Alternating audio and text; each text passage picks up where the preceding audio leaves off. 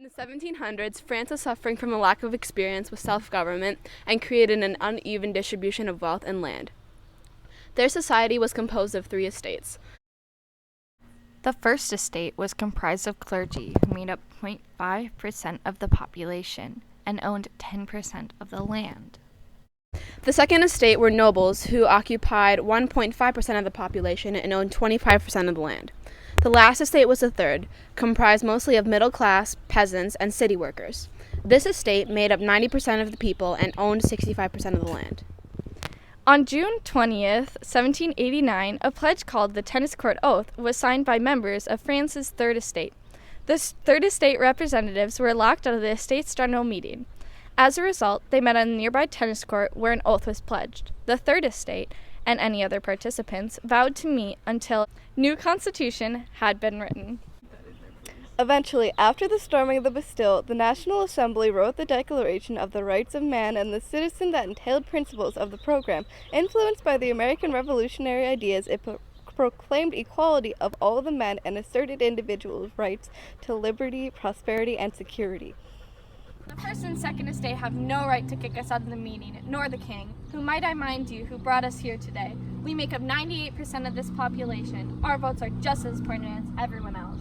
Yeah, the whole point of the estate's general meeting is to get perspective from every member. I say we shouldn't leave until things are changed. We won't leave until they write a new constitution.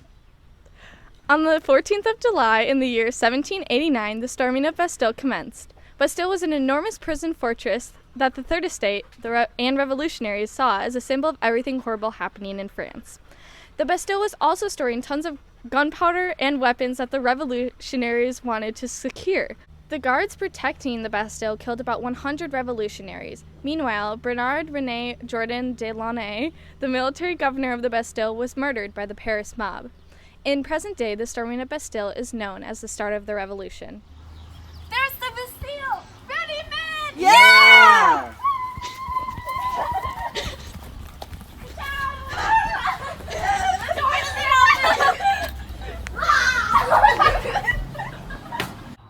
Set everyone free! Grab what you can!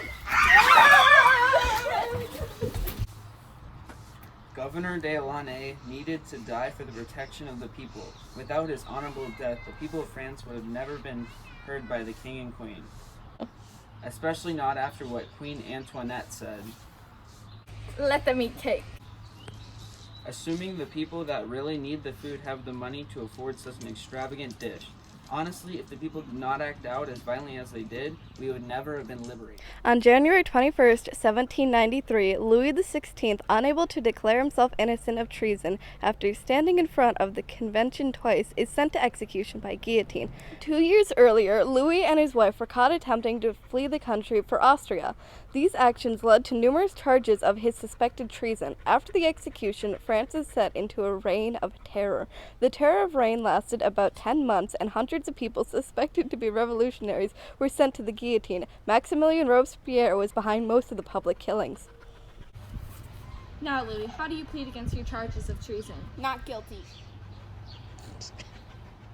The jury finds you guilty. You are sentenced to execution by means of guillotine. Any last words? No. Former king's continuous treason and neglect has finally been put to a stop. This is a momentous day for the revolution. All that's left is to execute the queen for her equally heinous crimes. Only then will we the people be free from tyranny. On August 22, 1795, the National Convention, which was now composed of survivors of the Reign of Terror, approved the new constitution.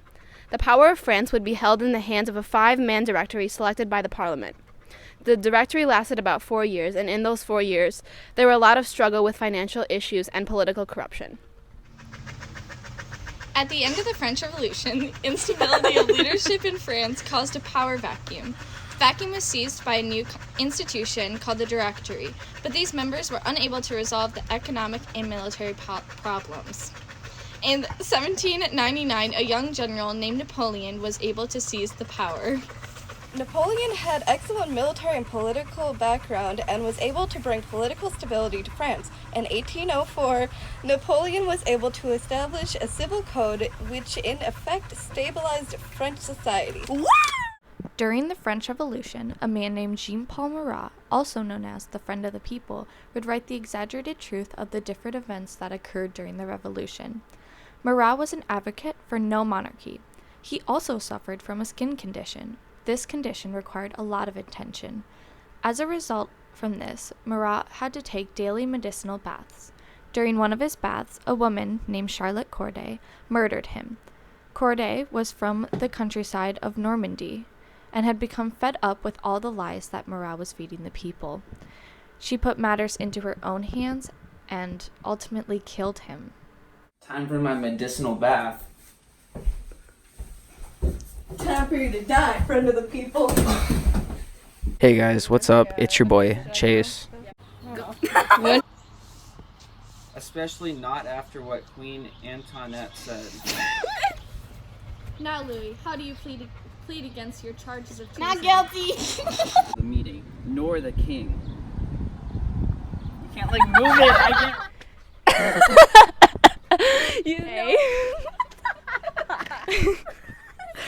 can't. Why can't I do this? Okay. I can see you move down because you're Experience was. It's fine. Influenced by the American revolutionary ideas, a proclaimed equality of all men and asserted in as the American revolutionary ideas. English. Shush. Okay, I have pants.